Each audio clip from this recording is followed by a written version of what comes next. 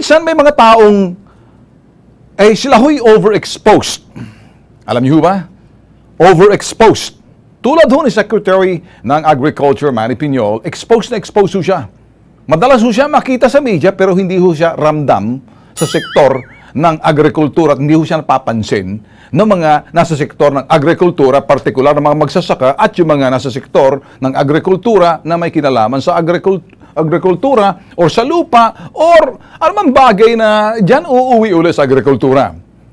Kung exposure, pag-uusapan, exposed na exposed si Manny Piñol, pero hindi popular. Alam niyo ba bakit? Hindi kasi napapansin yung kanya mga sinasabi.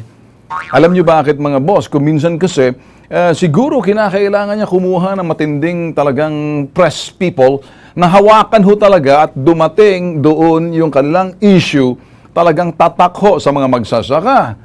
Kahit na nga ho si President Digong nagbiro ko minsan na puro hangin daw to si Piñol. Hindi ko may sabi niyan.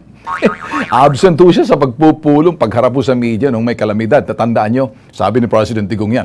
And anyway, kaya ho natin sinasabi to, kinakailangan siguro mag-ingay na si Secretary Manny Piñol paghandaan itong El Nino. Abay, pag hindi ho tayo naghanda ang El Nino, ang mga magsasaka nag-iingay na sa mga probinsya, sa iba't ibang probinsya, ibang rehiyon, na kumbaga bumubuka na, kumbaga tigang na ngayon ang lupa, tagtuyot na eh. So, bago tong lahat, kinakailangan siguro ay meron kayong gawing mitigation.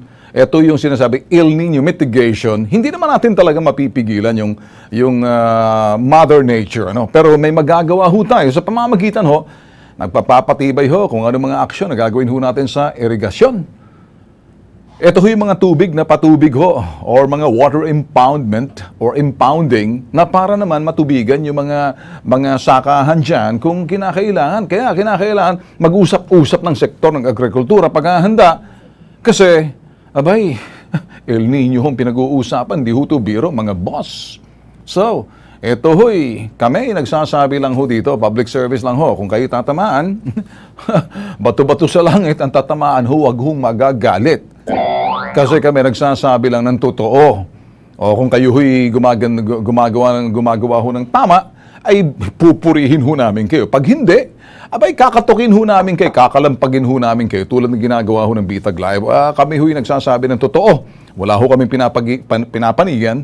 Kung kayo nasa tama, nasa lugar, kami ho tatayo para sa inyo. Pero pag hindi, abay ibang usapan na ho yan.